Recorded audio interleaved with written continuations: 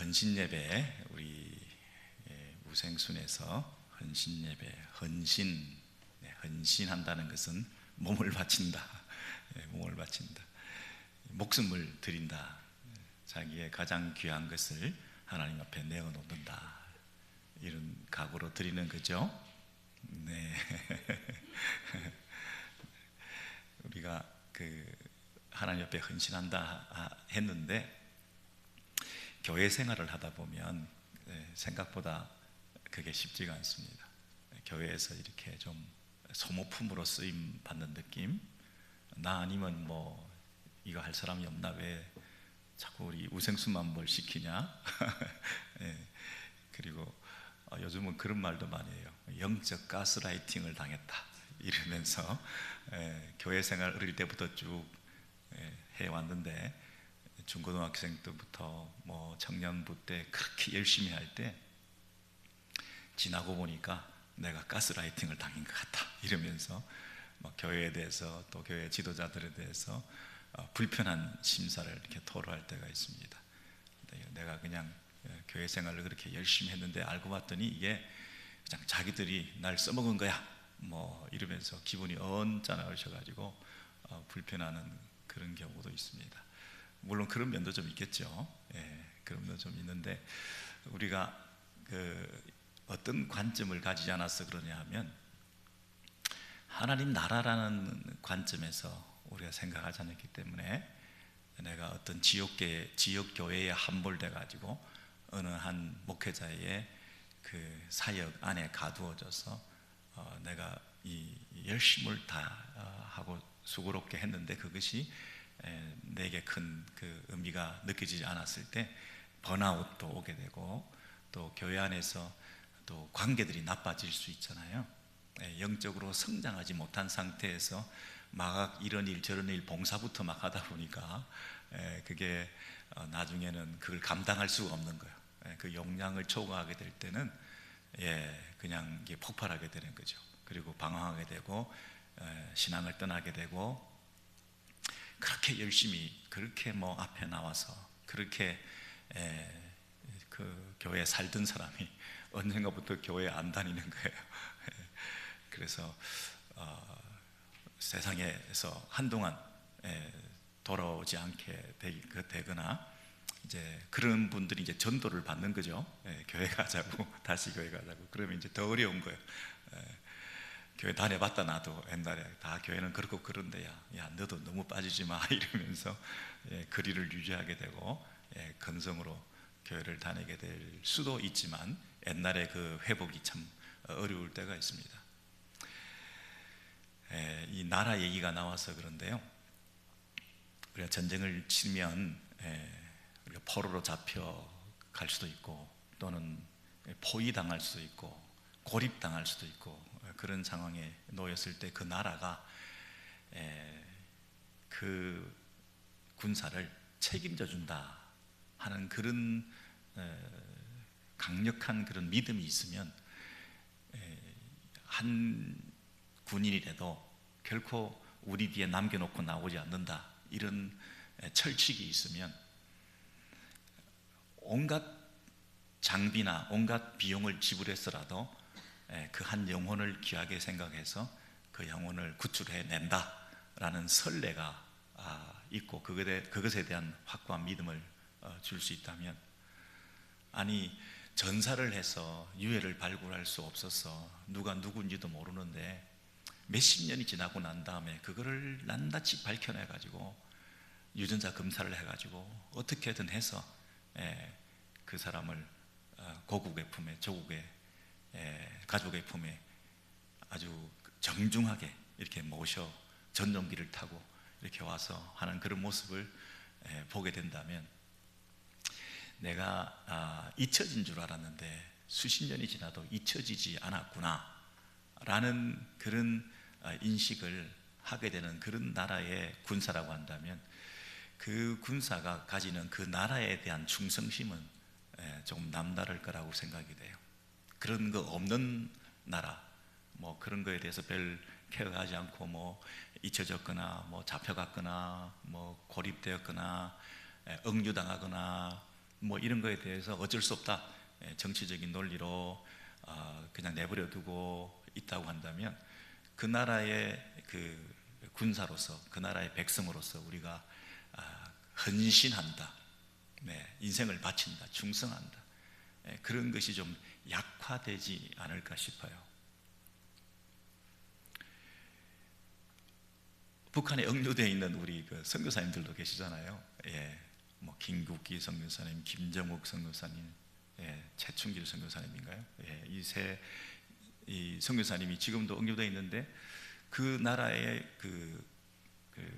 자기 나라에서는 뭐 조금 힘들잖아요. 그 사람을 구출해낸다는 것이 쉽지가 않고.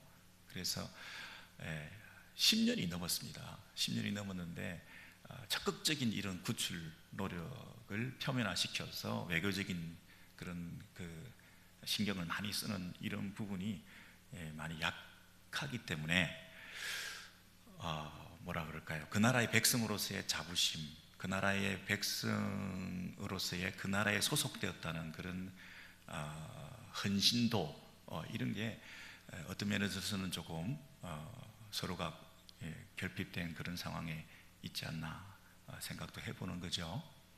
다시 한번 말씀드리지만, 우리가 헌신한다 하는 것은 하나님 나라에 헌신하는 거예요. 한 지역교회에서 헌신하는 것도 물론 하나님 나라의 일부분이고, 그 눈에 보이지 않는 하나님의 나라의 가시적인 형태로 드러나는 교회라고 하는 것을 우리가 인정하기 때문에, 지역교회에서 헌신하는 거나 하나님 나라에 헌신하는 거나 같은 개념이지만, 그럼에도 불구하고 우리는 하나님 나라에 속했다, 하나님 나라의 왕이신 그분이 나를 아신다, 나는 그 왕 앞에 충성하는 거다 하는 그런 의식을 가지면, 지역교회에서 뭐 크고 작은 어려움이 있다 하더라도 그걸 감내해낼 수가 있는데, 그 왕이신 하나님에 대한 그 관계가 늘 확고하게 되어 있지 않으면, 한 교회에서 열심히 하고 수고하고 하는 것이 별 의미가 어느 날 없어지게 되고, 그러다 보면 교회도 떠나고 신앙도 떠나고 이렇게 될 가능성이 많다는 거죠. 그래서 우리가 하나님 나라에 속했다, 그리고 하나님 나라의 왕이신 그분이 나와 관계가 있고 나를 아신다 하는 그런 자세가 너무 중요한 것 같습니다. 무명용사의 탑, 이런 거 있죠. 나는 그 전쟁에 참여했는데 아무도 나를 알지 못한다. 그랬을 때 1차 대전 후에 영국에서 그 사람들의 유해를 다 모셔가지고 무덤을 만들었는데, 그 무덤 앞에 비문을 known to God, 하나님께 알려진 자들, 그냥 무명용사 그러면 이름도 없는 사람들이다, 이렇게 되면 좀 쓸쓸하죠, 허전하죠. 근데 하나님께 알려진 자들이다, 하나님이 그를 아신다. 여러분, 이것만큼 소속감, 정체성, 그리고 그 중요도, 그걸로 충분하잖아요. 그냥 스쳐 지나갈 뻔한 무덤인데 누가 저 사람을 알아? 그냥 계급도 없고 또 이 기록도 남아있지 않고 군번도 없고 또 어떻게 싸웠는지 뭐 누군지도 모르는 그냥 그 잡초가 우거져 있는 그런 무덤이 아니라 하나님께 알려진 자들이다. 그랬을 때 가지는 그 자기 정체성, 그리고 자기에 대한 그 중요성, 그걸 우리가 확인해 주면서 그 무덤 앞에서 다시 한번 숙연한 마음으로 그렇구나, 하나님은 아시는 자들이구나, 그걸로 충분하구나, 그런 생각을 하고 그 나라에 속했다는 것, 그 왕이신 그분이 다른 사람은 아무도 모르지만 그분이 아시는 걸로 충분하다, 그런 태도를 가지면 우리가 이 교회 안에서 신앙생활하고 충성하고 헌신하고 봉사하고 열심하고 그렇게 할 때도 인간관계에 어려움이 있다거나, 여러분 교회 생활하다 보면 인간관계에 어려움이 있을 수밖에 없습니다. 죄인들의 공동체이기 때문에. 그래서 때로는 야 선을 넘네, 너무 무리하게 구네, 저 사람 때문에 1부 예배에서 2부 예배로 옮긴다든지 다른 신앙 공동체를 찾는다든지. 여러분, 이 신앙 공동체가요 얼마나 중요한지도 모르고 그냥 내가 선호도에 따라서 내가 불편한 감정에 따라서 함부로 덤나들고 왔다 갔다 할 수 있는 그런 사람들이 되면 얼마나 이게 인생이 불행합니까?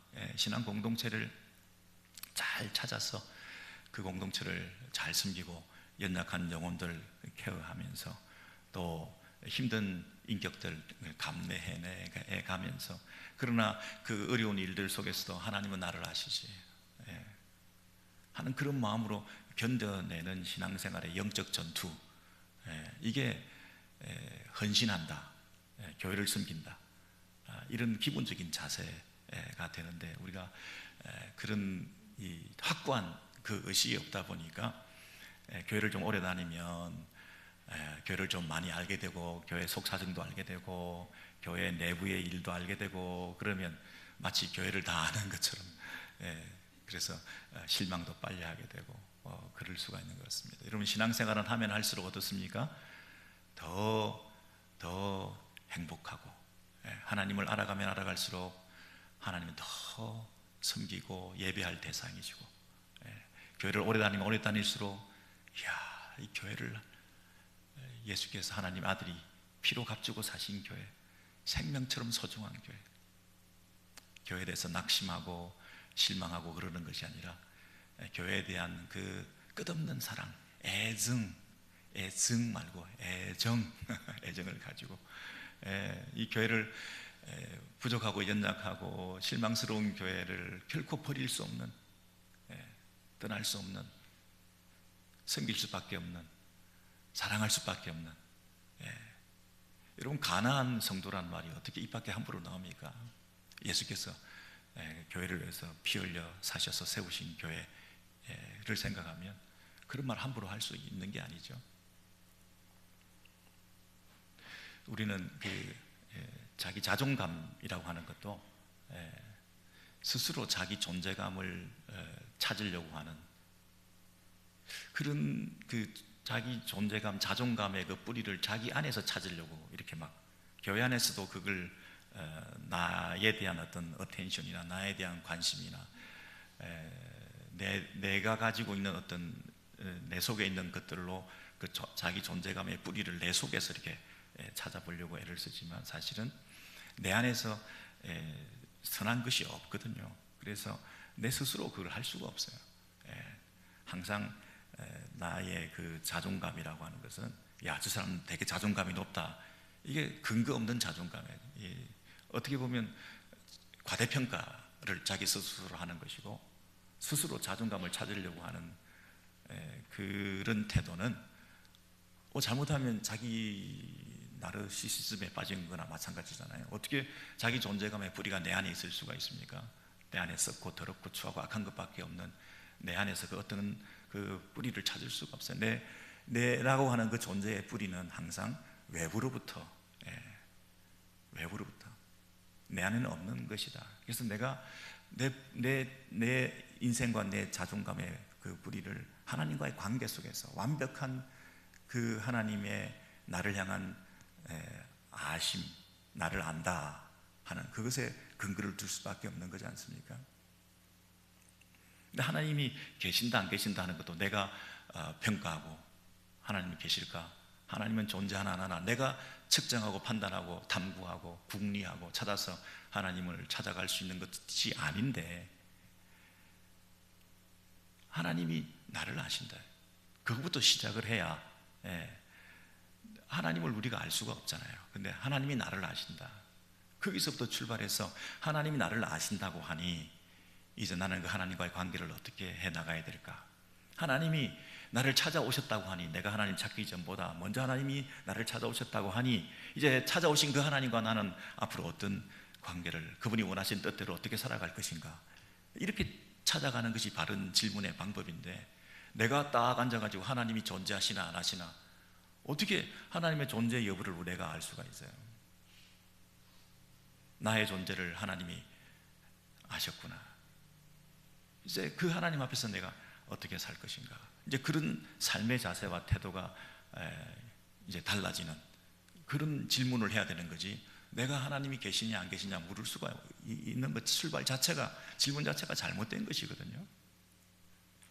여러분 그런 맥락에서 오늘 본문이 함께 읽어주셨는데 갈라디아서에서 이런 말씀을 하고 있어요. 갈라디아서 4장 8절 이하에 쭉 보시면 그러나 너희가 그때는 하나님을 알지 못하여 본질상 하나님이 아닌 자들에게 종노릇하였다. 여러분 여기 보시면 그때는 이 말입니다. 그때는 과거에는 예수 믿기 전에는 세상에 있을 때는 우리가 뭘 했다고요? 하나님을 알 수가 없었다. 하나님을 알지 못했다. 여러분 하나님을 알지 못하면 그냥 가만히 중립적으로 있는 게 아니라 우리는 하나님이 아닌 자들에게 종노릇하게 돼 있다. 예. 우리 인생들은 처음부터 예배하는 존재로 지음받았기 때문에 창조주 하나님 앞에서 인간 피조물이 가지는 기본적인 자세는 창조주 하나님 앞에 의지하고 창조주 하나님을 인정하고 창조주 하나님을 높여드리고 하는 예배자라는 이 인간의 그 본성적인 유전자를 타고난 존재이기 때문에 우리는 참 하나님을 섬기지 않는다고 한다면 그 하나님의 대체물로서 그 어떤 다른 것을 섬기고 그것에 예배하고 그것에 종노릇할 수밖에 없는 것이 우리 인생이다 이렇게 말하고 있죠. 그때는 우리가 하나님이 아닌 자들에게 종노릇하고 있다. 여러분 그 10계명을 보시면 1계명과 10계명이 이렇게 연결되어 있는 거 아시죠? 1계명이 뭡니까? 1계명이 나 외에는 다른 신을 섬기지 마라. 하나님 참 하나님 외에는 다른 것을 섬기지 마라. 그게 우상이다. 그런데 10계명이 뭔가요? 탐내지 마라. 탐내지 마라. 이웃을 탐하지 마라. 재물을 탐하지 마라. 탐내지 마라. 탐내는 것이 뭐라고요? 내가 주인 삼는 게 뭐라고요? 내 안에 예배하는 게 뭐라고요? 내가 가지고 싶은 그 어떤 대상이 뭐라고요? 내가 그것에 빠져있는 그 대상이 뭐라고요? 내 마음이 이 탐심으로 가득 차서 그것을 내 안에 자리하고 있는 그게 뭐라고요? 그게 우상이라는 거예요. 그래서 1계명과 10계명이 연결되어 있다는 것을 사도 바울이 탐심이 곧 우상 숭배다. 탐심이 네 안에 탐하는 마음, 네 마음을 사로잡고 있는 그것이 너의 우상이다 이렇게 얘기를 하지 않았습니까? 그래서 우리가 마음에 주인 삼는 것, 우리 마음이 가는 그것을 향해서 계속 높여 주려고 하는 그런 내 속에 있는 이런 본성들이 막 꿈틀거리는 그것이 내 섬김의 대상이고 내가 그 앞에 종노릇할 수밖에 없는 것이 내 영적 실상이다. 여러분 지금 뭔가에 종노릇하고 있다. 뭔가를 섬기고 있다. 그게 하나님 아닌 자들에게 그것을 하고 있기 때문에 이제 이게 뒤바뀌어야 됩니다, 여러분. 이게 그때는 그렇게 하나님을 알지 못했는데 이제 하나님을 아셔야 된다고요. 하나님을 아시면 어떻게 하나님을 안 섬길 수 있겠습니까? 그래서 이 갈라디아서에서 9절에서 뭐라고 얘기하냐면 그때는 그랬지만 이제는 너희가 하나님을 알게 됐다는 거예요. 너희가 하나님을 알게 됐다고 할 때 그 다음에 나오는 단어가 더욱이라는 단어예요. 하나님을 네가 몰랐는데 알지 못했는데 네가 하나님을 알게 됐다. 그런데 더욱이 이 말이 번역이 좀 애매하지만 오히려 이렇게 번역. 오히려 rather라는 단어 아시죠? 영어에 오히려 그것보다는 더 오히려 하나님을 네가 알게 되었을 뿐 아니라 오히려 하나님을 알게 된 게 아니라 그게 아니라 하나님이 너를 아신 바 되었거늘. 그래서 하나님과 우리 사이의 관계는 내가 하나님을 알지 못해가지고 내가 하나님 아닌 것들을 섬기고 있었는데 어느 날 우리가 이제는 하나님을 알게 되었는데 그건 하나님이 네가 알게 된 게 아니라 사실 하나님이 너를 먼저 알게 돼가지고 관계가 시작된 거야. 이렇게 지금 사도 바울이 얘기를 하는 거예요. 하나님이 너를 먼저 알게 되어서 너와 하나님 사이의 관계가 시작되어서 너도 하나님을 알게 된 거야. 실상은 그렇다고 한다면 어찌 다시 약하고 천박한 초등 학문으로 돌아가서 다시 그들에게 종로로 하려고 하느냐? 옛날에 종로로 하던 그 종살이를 왜 다시 하려고 하느냐? 하나님만을 예배해야지. 하나님을 제대로 알았다면 하나님 앞에 모든 것을 헌신해야지. 다른 데 빠져 있으면 안 되지. 하나님을 향해서 온전한 충성과 헌신을 다해야지. 세상 나라에 있던 너희들이 하나님 나라에 들어오게 되었으니 왕이신 하나님만을 섬겨야지. 여러분, 오히려 도리어 이 단어가 성경에 어떻게 써 있냐면요, 99마리보다 더 오히려 한 마리 잃어버린 양을 더 건져오는 것을 기뻐하지 않겠느냐. 나쁜 악한 사람들이라도 자식한테 좋은 것을 줄 줄 알거든. 하물며 도리어 오히려 너희 일까보냐. 하나님 아버지께서 너희를 그냥 구하는 것을 좋은 것으로 주시지 않겠느냐. 그럴 때 쓰는 단어. 그리고 예수 말고 바라바를 구출해 주세요. 예수를 죽이고 바라바를 건져서 사면시켜 주세요 할 때 오히려 도리어 하물며 할 때 금방 너희가 하나님을 알게 되었다? 아니야 오히려 그건 아니고 비교의 대상이 아니라 앞에 것을 부정하면서 오히려 뒤에가 먼저야, 뒤에 것이 진짜야 라고 얘기할 때 쓰는 그런 단어로 지금 여러분이 하나님을 알게 되었다. 물론 알죠. 우리가 하나님을 알고 예배하고 섬기고 지금 있는 거죠.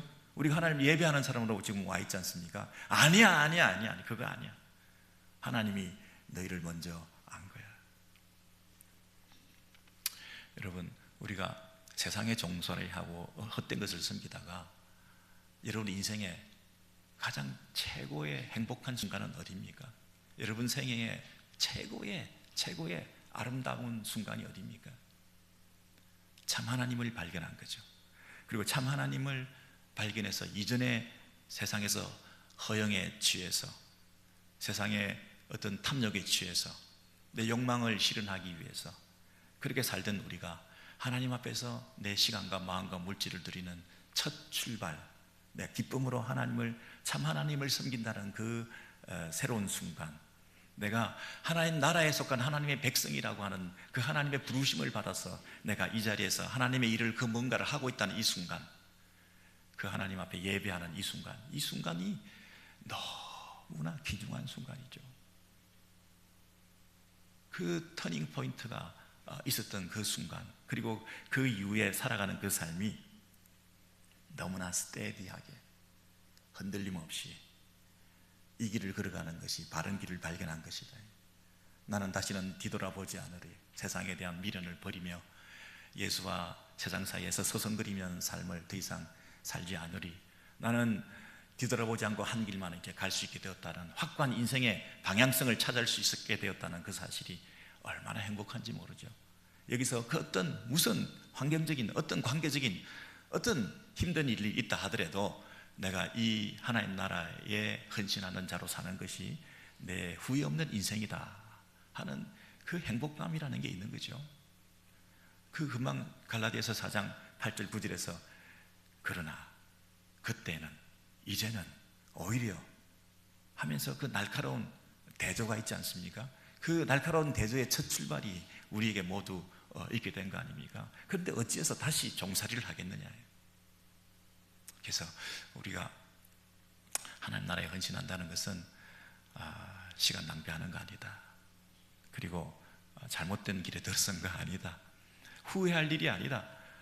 이제는 오히려 내가 하나님을 몰랐지만 하나님이 나를 아셔서 그 일을 시작하신 그 부르심 앞에 내 인생을 온전히 드리면서 그렇게 하나님 앞에 살아가는 삶에 내가 더 진력해야 되겠다, 더 달려가야 되겠다, 더 열심을 내어야 되겠다, 그런 마음이 있는 거죠. 여러분, 걸려 넘어갈 때가 많고 문제가 우리의 삶 가운데 여러 가지 닥쳐 있는 그런 상황들이 있고 크고 작은 환경적인 어려움들이 우리를 괴롭게 하는 그런 일들이 얼마나 많겠습니까? 얼마나 많겠습니까?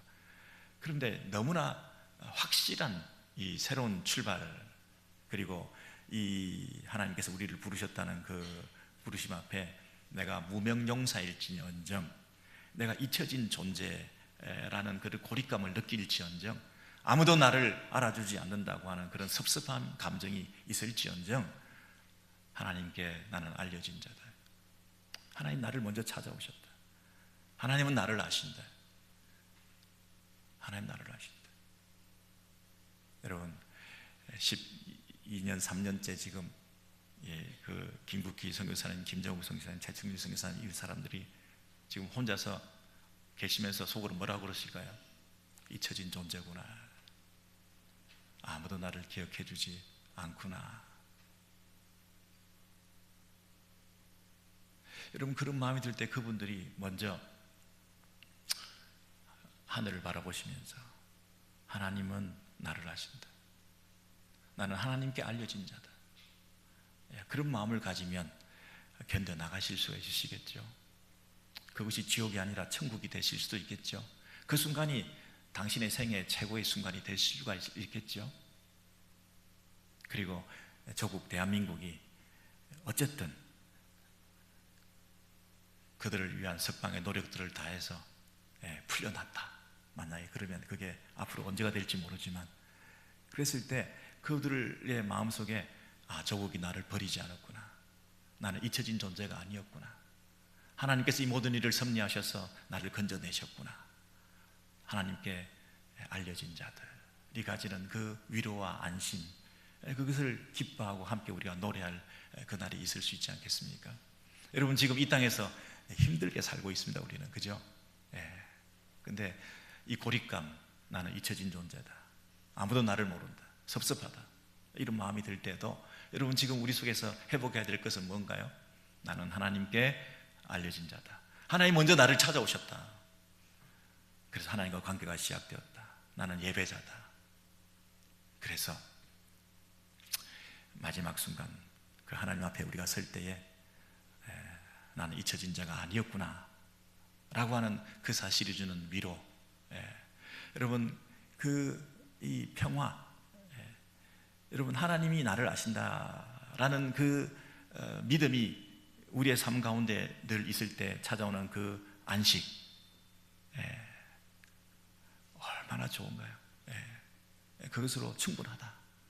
이런 믿음의 장부들이 되어서 우리 우생순 식구들이 날마다 우리 생애 최고의 순간을 살아가시는 예배자들로, 그리고 이 땅에서 결코 잊혀진 자가 아니라고 하는, 하나님께 알려진 자라고 하는 그런 자기 정체성, 그리고 나는 중요한 사람이다, 나의 자존감, 나의 자존감이 외부로부터, 하나님으로부터, 하나님이 인정하시고 책임지시는 나의 모든 전 인격적인 삶, 그래서 내 언행 심사를, 내 말과 행동과 생각까지도 그분 앞에서 부끄럽지 않은 삶을 살아가시는 우생순과 우리 믿음의 식구, 우리 오렌지 식구들 다 되시기를 소원합니다. 네.